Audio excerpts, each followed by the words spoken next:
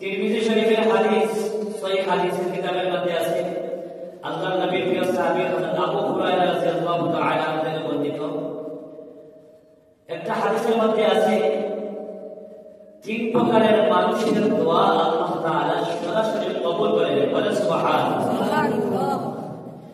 এক প্রকার হলো রোজাদার বান্দা ইফতারের সময় সামনে ইফতার নিয়া যে দোয়া আল্লাহ তাআলার কাছে করবে সেই দোয়া রোজাদার বান্দা আল্লাহ তাআলা আসমানে মেঘের উপরে উঠাইয়া দেন, আসমানের সকল দরজা খুলে দেন এবং বান্দার দোয়া কবুল করে দেন। বলেন সুবহানাল্লাহ। তাহলে এক নম্বর হচ্ছে রোজাদার ব্যক্তির দোয়া সবসময় কবুল হয়। বিশেষ করে হাদিসের মধ্যে বলা হয়েছে ইফতারের সময় ইফতার সামনে নিয়ে যে দোয়া করবে রোজাদার বান্দা সেই দোয়া মহান রব্বুল আলামিন কবুল করে নেন। সুবহানাল্লাহ। সেই সময় আপনি আপনার চিন্তা পড়তা, আপনার জরুরত, আপনার বিপদ আপদ অসুখ বিসুখের জন্য আল্লাহ তাআলার নিকটে দরখাস্ত করবেন, দোয়া করবেন। আরেকটা হাদিসের মধ্যে আছে প্রতিদিন রমজানের প্রথম তারিখ থেকে নিয়ে ঈদের আগের দিন পর্যন্ত প্রতিদিন ইফতারের সময় আল্লাহ তাআলা রোজাদার বান্দার দোয়া কবুল করে 10 লক্ষ মানুষদেরকে জাহান্নাম থেকে মুক্তি দান করেন। সুবহানাল্লাহ। যাদের গুনাহের কারণে নাফরমানির কারণে জাহান্নামে হয়ে গেছে, রোজার বরকতে দোয়ার বরকতে আল্লাহ সুবহানাহু ওয়া তাআলা রোজা কবুল করে, নামাজ কবুল করে, দোয়া কবুল করে জাহান্নামী মানুষদেরকে এমন পাপিষ্ঠ নাফরমান গুনাহগার 10 লক্ষ জাহান্নামী মানুষদেরকে ইফতারের সময় জাহান্নাম থেকে মুক্তি দান করেন। সুবহানাল্লাহ। এভাবে 29 রোজা পর্যন্ত প্রত্যেক দিন ইফতারের সময় 10 লক্ষ মানুষদেরকে আল্লাহ সুবহানাহু ওয়া তাআলা জাহান্নামের আগুন থেকে জাহান্নাম থেকে মুক্তি দান করেন। সুবহানাল্লাহ। রমজানের শেষ দিন ইফতারের সময় প্রথম দিন থেকে নিয়ে শেষ দিন পর্যন্ত যত মানুষদেরকে আল্লাহ তাআলা মাফ করেছেন, একসাথে এত মানুষ, এত সংখ্যক মানুষদেরকে দ্বিতীয়বার আবার জাহান্নাম থেকে মুক্তি দান করেন। বলেন সুবহানাল্লাহ। তাহলে তিন প্রকারের দোয়া, তিন ব্যক্তির দোয়া আল্লাহ তাআলা কবুল করেন। তিরমিজি শরীফের হাদিস আবু হুরায়রা রাদিয়াল্লাহু তাআলা থেকে রাসূল সাল্লাল্লাহু আলাইহি ওয়াসাল্লাম বলেন এক প্রকারের রোজাদার ব্যক্তি দোয়া ইফতারের সময় কবুল হয়ে যায়। সুবহানাল্লাহ।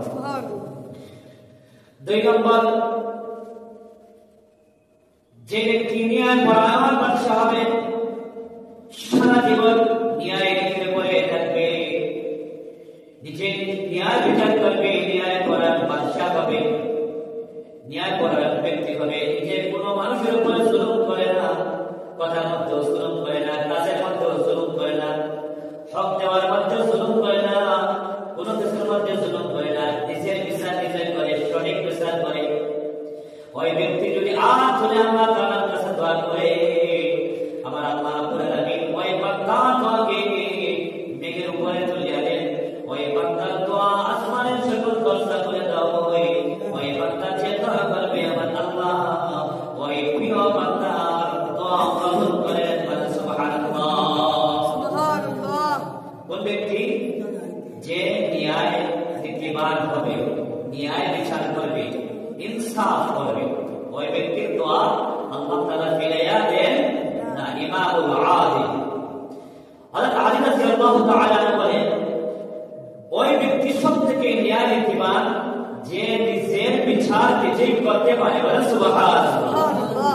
আমি ঘুষ করেছি না ভুল করেছি, ভুল করেছি না সত্য করেছি, যদি ভুল করে থাকি, ঘুষ করে থাকি, যদি বলি সরি আমার ভুল হয়ে গেছে, দুনিয়াতেও কোনো বিপদের সম্মুখীন হয় না, আখিরাতেও যদি ব্যক্তি নাফরমানির মধ্যে লিপ্ত হয়, যে গুনার কাজ করে ফেলে, বলে যদি আল্লাহ আমি গুনাহ করেছি, ভুল করেছি, মাফ করে দাও, রব্বানা যালামনা আনফুসানা ওয়া ইল্লাম তাগফির লানা ওয়া তারহামনা লানাকুনান্না মিনাল খাসিরিন, তাহলে ওই ব্যক্তি ছোট হয় না, বরং ওই ব্যক্তির ভুলগুলো আল্লাহ মাফ করে দেন। সুবহানাল্লাহ।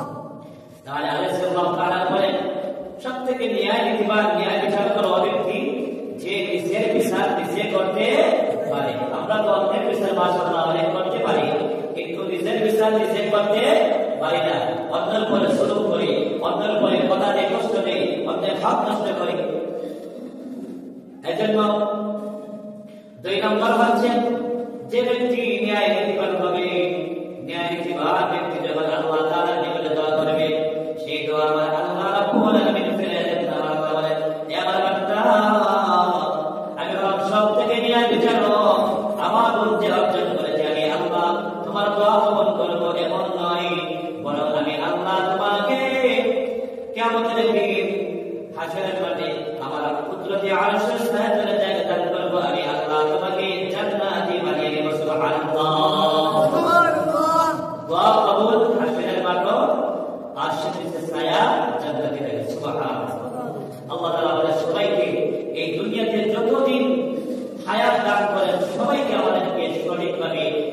ন্যায় বিচার ন্যায় নীতির উপরে চলার তৌফিক দান করুন। সবাই বলে আল্লাহুম্মা আমিন।